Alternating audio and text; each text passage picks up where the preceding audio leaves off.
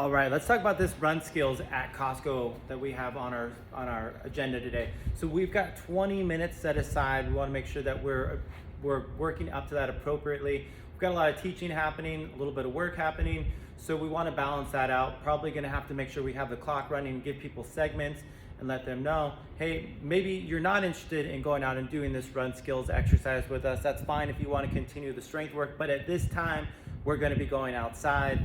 We've kind of given you more than you have time for, so you can really decide where you want to invest your time today. Working on that dumbbell snatch with the coach, working on that overhead squat, snatch lunge complex, or going directly into the incline bench and getting some reps there. It's really recovery week, so we're just want to expose our body. Doing a full volume amount this week isn't super important in each exercise. We just want to keep reps up in a way that leaves us feeling energized and not depleted.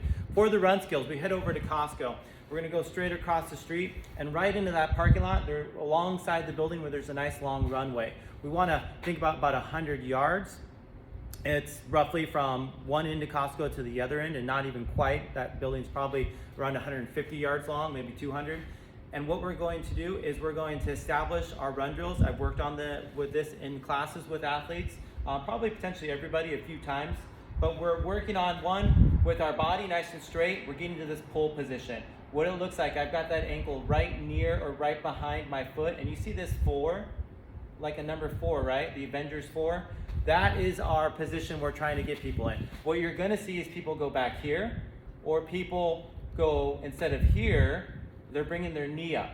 We don't want this hip flexor. Like right now, I can tell, I feel this muscle. Other people might not be as tuned, but I bet if you try this, you're gonna notice, okay, yep, I feel this hip flexor holding.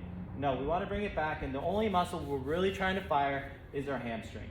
So we're pulling that hamstring tight. We've got to be working our glute and our core to create this midline balance, but we just need to pull, and then we need our athletes to fall forward. So the minute if I'm keeping my body straight and I lean, eventually I'm gonna have to put a foot out, or I'm gonna fall and hit my face on the ground. All we do when we apply that fall and this pull together is what we have is pose running. I pull, I fall, I catch, I pull, I fall, I catch. So we're gonna practice that over about 100-yard distance. What we want them to do is we're gonna start them in place. Everybody's lined up and we have them going, and then you let them know. All right, fall. And they take off with that run. That can turn into more speed. For some athletes, it might maintain a 15-minute mile pace. For some people, they might be running a 6-minute mile pace down that 100 stretch. It's totally up to them. What we want to teach them is when they get to the other end, because we're working on this whole leaning concept without sticking my butt out. I need this line to be straight, so I'm truly leaning and falling. When they get to the other end of Costco and they're working their pull, they're working on just staying tight, leaning, going forward, we're going to have them slow down. I'm going to show you right here. We want them to slow down by getting tall again and then leaning backwards. So they go a few feet. I only need them to go about 5 yards backwards. The reason for that is it's emphasizing that our momentum is all dictated by where our lean is. If I'm straight up and down, I go nowhere. If I lean forward, I go forward. If I lean back, I go backwards. And we're keeping our cadence up. So there's 3 main components: pulling, leaning with our body straight. Okay, that's a huge part of this. A lot of people will be leaning, but they're leaning at the hips, sticking their butt out.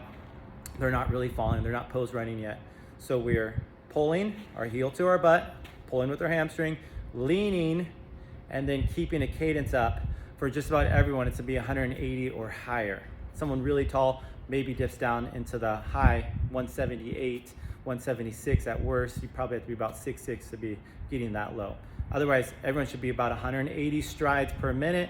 You can get them going on the start line and have them count. Hey, if I have you do this, we should be able to count 30 reps in 10 seconds, or 15 on one side in 10 seconds.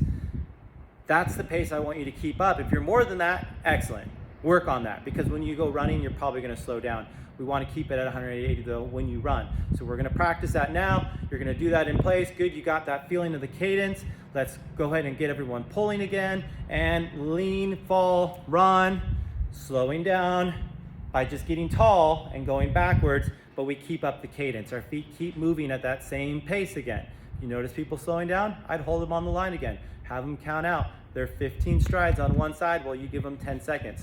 We're gonna do what we have time for. So if you get a little behind and you only have 15 minutes when you get out there, explain all that, that's fine. We're gonna have them go back and forth. The goal would be to get about 10, but if we can get more than that, or it happens to be a few less than that, no problems. It's recovery week, we're working on skills.